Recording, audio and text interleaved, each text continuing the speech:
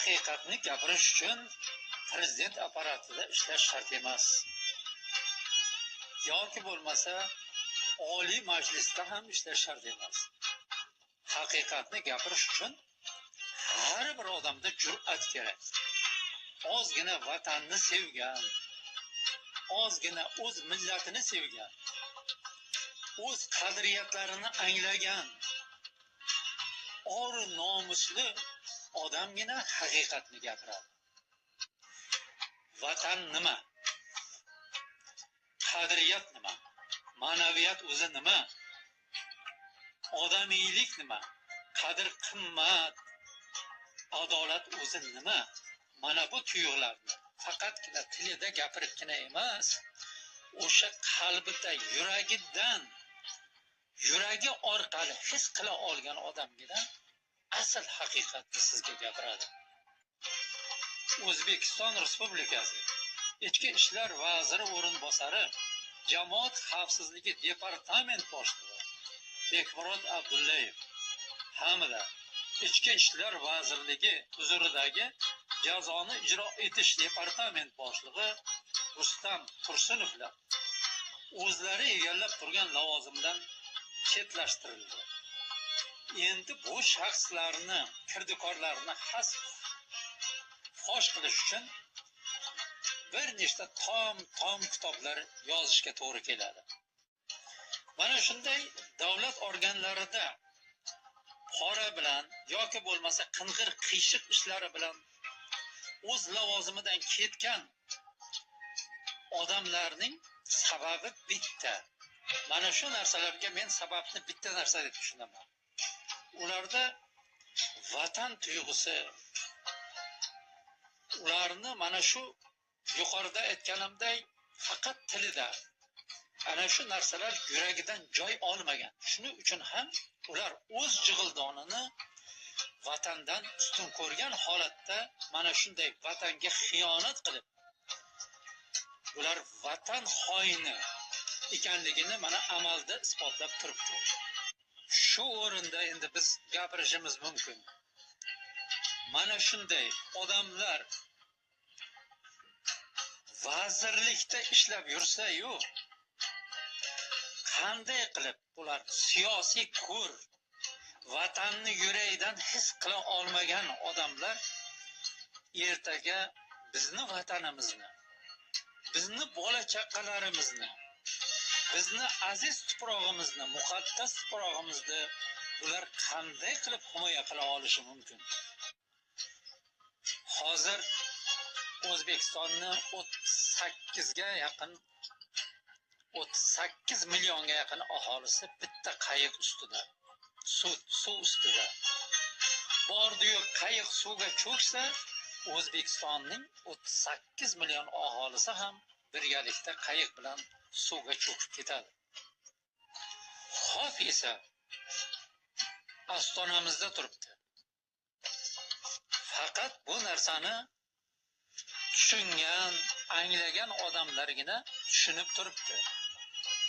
Mana Rossiya kanallariga bir e'tibor bering.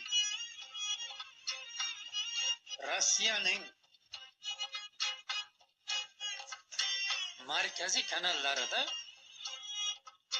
Rossiya siyosatdonlari o'zlarini maqsadlarini ro'yi rost ochiqdan ochiq gapirishyapti. Qachonki bizni vazirlikda o'tirgan mana shunday yuqorida aytgan shaxslar o'zlarini qamoqlarini o'ylab turgan ekan, shu bir vaqtni o'zida o'rislar O'zbekistonning tabiiy boyliklarini hisob kitobini olmoqda.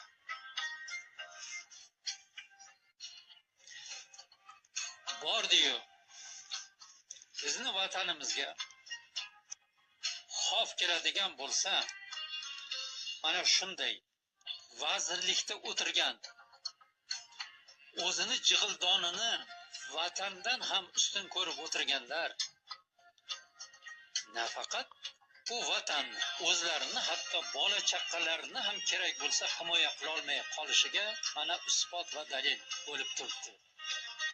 Men sizga hozir bitta video lavhani e'tiboringizga havola qilaman.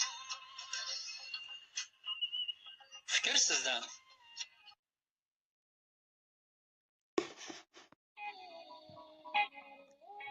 Узбекистан занимает 11 место в мире по добыче природного газа, 7 место по запасам урана, тут 4% от всех мировых запасов. По общим запасам золота Узбекистан стоит на 4 месте в мире, а по уровню добычи золота на 9.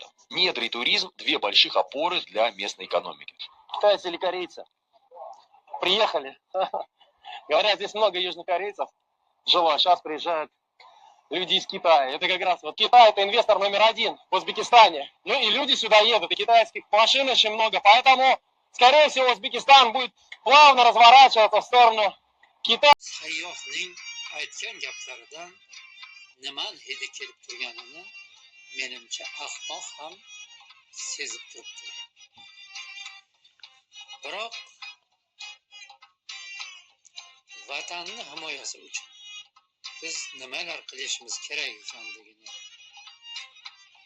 nimalar bizga yetishmayotgan ekanligini esa hamma o'zining tasavvuricha anglaydi. Biroq haqiqat mutlaqo boshqa bo'lishi ham mumkin. Hozirgi yoshlarimizni qiziqishi, hozirgi yigitchalarimizning qaddi qomati, ular o'zlarining tutishlarini nazardan chetda qoldirmagan holatda biz aytgan bo'lar edik. Maorif nima ish qilyapti? Yosh avlodni vatanparvarlik ruhida tarbiyalash uchun, vatan himoyasi uchun, haqiqiy vatan himoyachisini tarbiyalash uchun O'zbekiston Respublikasining Madaniyat vazirligi nima qilyapti? O'zbek qadriyatlarining tarixi 1000 yillik tarixga ega. Nima uchun keyingi yillarda bu hamisha ham mana shu narsa yetishmay kelgan? O'zbek qadriyatlari ruhida vatan himoyachilarini biz tarbiyalashda yetarlicha e'tibor bermayapmiz.